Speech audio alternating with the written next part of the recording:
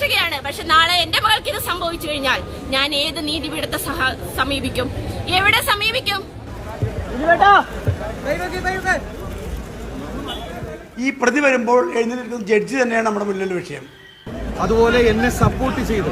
9 വർഷം എന്നെ അത്രയും സപ്പോർട്ട് ചെയ്തു. 8-ാം പ്രതിയെ മാത്രം ശിക്ഷിക്കണമെന്നാണല്ലോ നിങ്ങൾ എല്ലാവരും പറഞ്ഞുകൊണ്ടിരുന്നത് വെച്ചത്. അങ്ങനെയാണല്ലോ മാധ്യമ വിചാരണ 7 കൊല്ലമായിട്ട് നടക്കുന്ന കേസാണിത്. ദിലീപ് അല്ലെങ്കിൽ പിന്നെ ആര്? മഞ്ജു വാര്യരെ ലക്ഷ്യമിടുന്നതെന്ത്? ക്രിമിനൽ ഗൂഢാലോചനയുണ്ടെന്ന് മഞ്ജു പറഞ്ഞതിൽ നിന്നാണ് എനിക്കെതിരെയുള്ള ഗൂഢാലോചനകളുടെ തുടക്കം എന്നാണ് ദിലീപ് കോടതി വളപ്പിൽ പറഞ്ഞത്. ആ ക്രിമിനൽ ഗൂഢാലോചന അന്വേഷിക്കണമെന്ന് മഞ്ജു പറഞ്ഞിടത്തുനിന്നാണ് എനിക്കെതിരെയുള്ള. കേരളത്തിൽ ഞെട്ടിച്ച കൊട്ടേഷൻ ബലാത്സംഗ കേസിൽ അതിജീവിതയായ നടിക്ക് നീതി കിട്ടിയോ? നടിയെ തട്ടിക്കൊണ്ടുപോയി ബലാത്സംഗം ചെയ്ത് ദൃശ്യങ്ങൾ പകർത്തിയവർ മാത്രമാണോ കുറ്റവാളികൾ?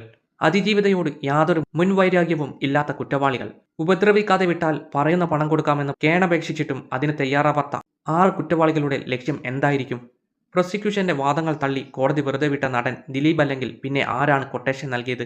കൊടിസുനിക്ക് ടി പി ചന്ദ്രശേഖരനോട് എന്ത് മുൻവൈരാഗ്യം എന്ന് കേരളം മുമ്പ് CPM-നോട് ചോദിച്ചതാണ്. അതേ ചോദ്യം പൾസർ സുനിയുടെ കാര്യത്തിലും പ്രസക്തമാകുന്നുണ്ടോ? തനിക്കെതിരെയാണ് ഗൂഢാലോചന നടന്നതെന്ന് മഞ്ജു വാര്യരെ ചൂണ്ടി ദിലീപ് പറയുന്നതിന്റെ ലക്ഷ്യം എന്താണ്? സിനിമയിലെ സ്ത്രീ സുരക്ഷയെക്കുറിച്ച് ഗൗരവമുള്ള ചോദ്യങ്ങൾ ഉയർത്തിയ കൊട്ടേഷൻ ബലാത്സംഗ കേസ് ഒരു സാധാരണ ക്രിമിനൽ പ്രവൃത്തിയായി ചുരുങ്ങിപ്പോയോ? തിരുത്തി തുടങ്ങിയതെല്ലാം തിരിച്ചെത്തുമോ? നീതി ലഭിച്ചത് ആർക്ക്? നിങ്ങളുടെ അഭിപ്രായങ്ങൾ കമന്റുകളായി രേഖപ്പെടുത്തുക.